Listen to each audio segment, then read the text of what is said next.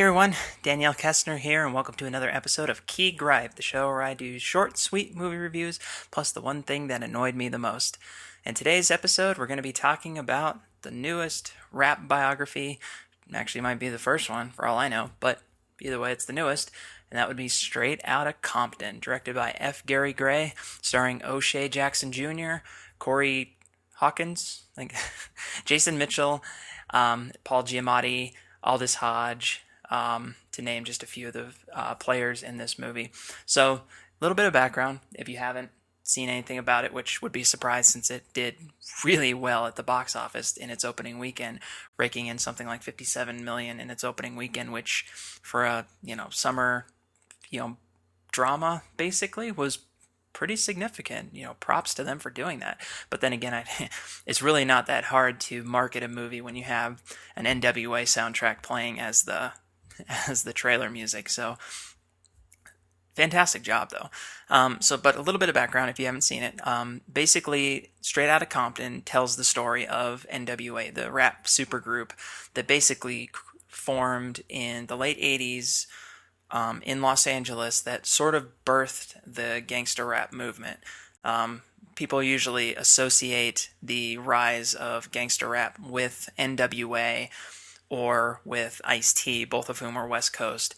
And there's actually an interesting scene in the movie where, as they're trying to put this together and start their journey, they bring in these rappers from New York, and when they give them the lyrics to the songs that they wrote, that basically Ice Cube wrote, these guys read them and go, "Wow, this is we don't want to do this. This is like way more intense than what we're used to doing."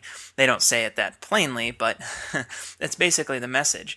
And because at the time it was definitely something completely out of the ordinary. It was back then hip hop was really starting to gain steam. People were listening to it, people were enjoying the early days of hip hop. And NWA, when they started, they saw what that hip hop world was, but the problem is that they didn't want to take those like simpler themes and throw those out there, because the world that they lived in, the culture, the society that they lived in, was not forgiving in the least. And the early parts of the movie really show that. They show these different members of NWA. Specifically, I mean, the story focuses on the whole group, but for the real focus is on three members: Ice Cube, Eazy-E, and Dr. Dre, which you can kind of expect.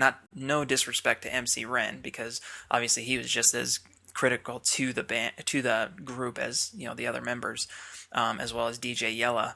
But it focuses on those three and kind of shows how they came together and the circumstances that they were in.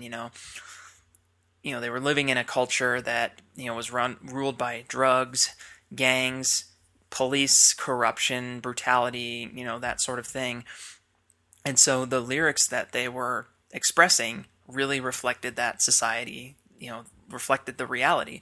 There's a great line in the movie, I think it was in the trailer, but it's a fantastic line anyway, is that our art reflects our reality. And it's such a simple but poignant idea, because yes, gangster rap to a lot of us, it sounds very angry and violent and brutal, but it reflects the reality of the world that they were living in, where police officers could basically just stop anybody on the street, frisk them, basically humiliate them, aggravate them for nothing, for just being African American on the street. So, and whether the movie exaggerates it or not, we know that this, especially in today's culture, we know that there's some truth behind that. But the story doesn't focus too much on all that. It just focuses on how these guys came together, how they started getting a name for themselves.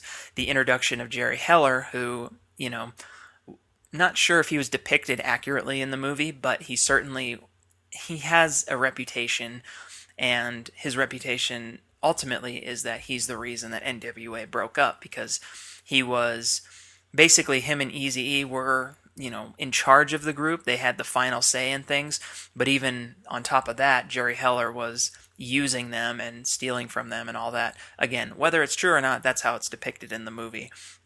And Paul Giamatti, who plays Jerry Heller, does a pretty good job of that that role, embodying this, guy who seems very intent on being truthful and helpful and, bringing these people to light, but then at the same time having this kind of hidden agenda that is there, but it's either way. The movie itself is really a fantastically done movie for the most part. I would say that it's a 2.5 hour movie, so it's a fairly long movie, and they cover a lot of ground.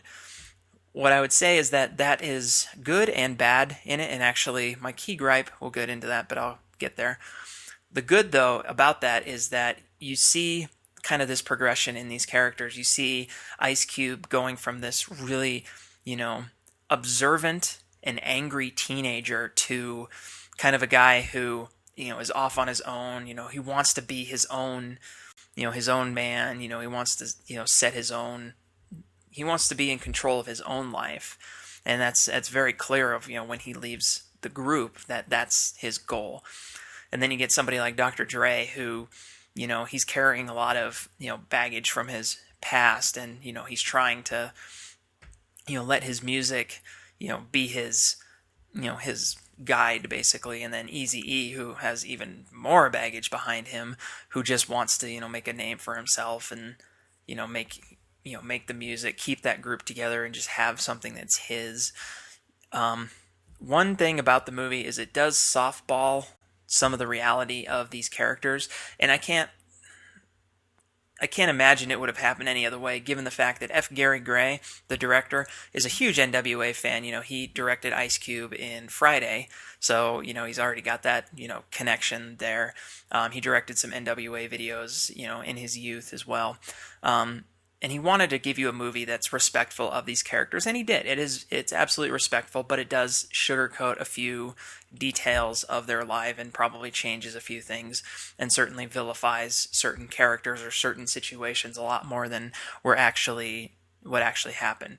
But it isn't the reality that bothers me. What bothers me the most, and here's my key gripe of this movie, is that, and it's about the film itself, is it really does not follow through in its pacing. So when the movie starts, it is, like pop, pop, pop. I mean, it just goes, it starts off with a bang, and then just, quickly jumps right into, this is how they meet, this is how they, kind of get started and jump. I mean, it just blows right through, these kind of stories, that stuff that people were like really excited to see, like the first time they get up on stage and do Straight Outta Compton, you're like, yeah. But once it gets into like the third act, the movie slows down dramatically.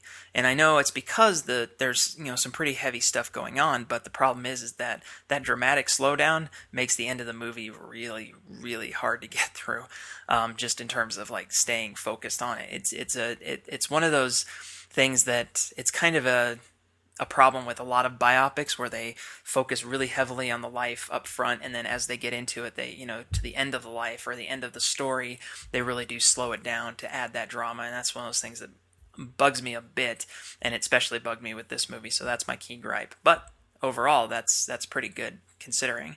So if I had to give this movie an overall rating, I would definitely give it an 8 out of 10. Fantastic movie. The acting is spot on, especially O'Shea Jackson Jr. playing his father.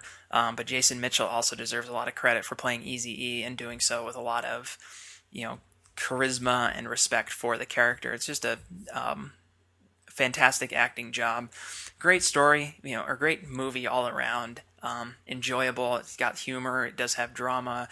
All that. Everything you can want. Plus a kickin' soundtrack. So that's as white as I'm going to get. So Straight Outta Compton, 8 out of 10. Check it out. And I'll see you next time on Key Gripe. See you later.